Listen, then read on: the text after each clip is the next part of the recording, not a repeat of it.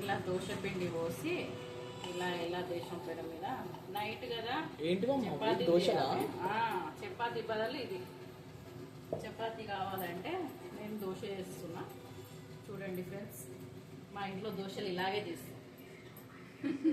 ఇయ్యకురా మనం ఇయ్యకురా వచ్చిందా?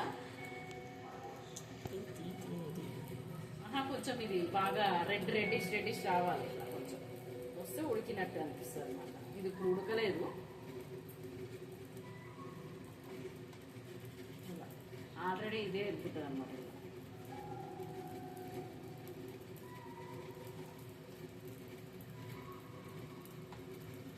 ఇలా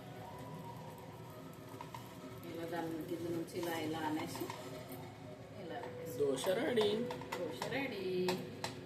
వేడి వేడి దోశ.